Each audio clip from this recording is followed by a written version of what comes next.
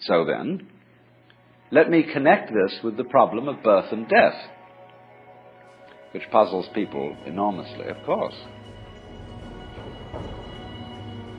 Because in order to understand what the self is, you have to remember that it doesn't need to remember anything.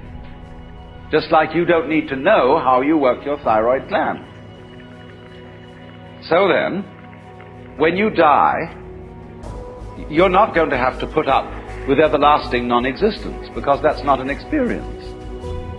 A lot of people are afraid that when they die, they're going to be locked up in a dark room forever. And sort of undergo that. But one of the most interesting things in the world, this is a yoga, this is a way of realization. Try and imagine what it will be like to go to sleep and never wake up. Think about that. Children think about it. It's one of the great wonders of life. What will it be like to go to sleep and never wake up? And if you think long enough about that, something will happen to you. You will find out, among other things, that it'll pose the next question to you. What was it like to wake up after having never gone to sleep? That was when you were born. You see, you can't have an experience of nothing. Nature abhors a vacuum. So after you're dead, the only thing that can happen is the same experience, or the same sort of experience as when you were born. In other words, we all know very well that after people die, other people are born. And they're all you. Only you can only experience it one at a time. Everybody is I. You all know you are you. And wheresoever beings exist throughout all galaxies, it doesn't make any difference. You are all of them. And when they come into being, that's you coming into being. You know that very well.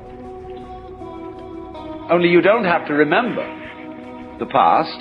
In the same way, you don't have to think about how you work your thyroid gland or whatever else it is in your organism. You don't have to know how to shine the sun. You just do it. Like you breathe.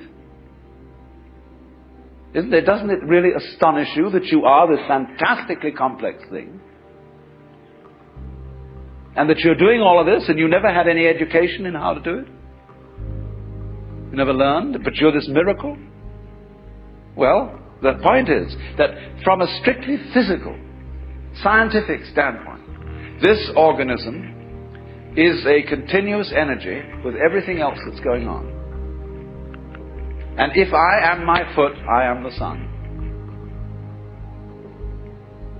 Only we've got this little partial view, we've got the idea that no, I'm just something in this body. The ego. That's a joke. The ego is nothing other than the focus of conscious attention. It's like a radar on a ship. The radar on a ship is a troubleshooter. Is there anything in the way? And conscious attention is a designed function of the brain to scan the environment, like a radar does, and note for any trouble-making changes. But if you identify yourself with your troubleshooter, then naturally you define yourself as being in a perpetual state of anxiety. And the moment we cease to identify with the ego and become aware that we are the whole organism, you realize that as the first thing how harmonious it all is. Because your organism is a miracle of harmony. All this thing functioning together. Even those corpuscles and creatures that are fighting each other in the bloodstream and eating each other up. If they weren't doing that, you wouldn't be healthy. So what is discord at one level of your being is harmony at a higher level. And you begin to realize that, and you begin to be aware too that the discords of your life and the discords of people's life, which are a fight at one level, at a higher level of the universe, are healthy and harmonious. And you suddenly realize that everything that you are and do is at that level as magnificent and as free of any blemish as the patterns in waves, the markings in marble, the way a cat moves,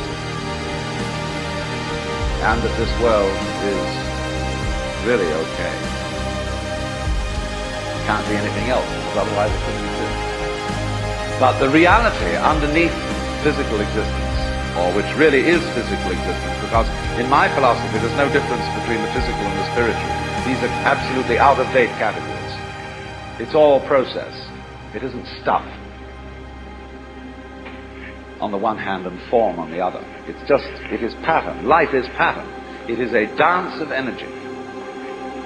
So I will never invoke spooky knowledge.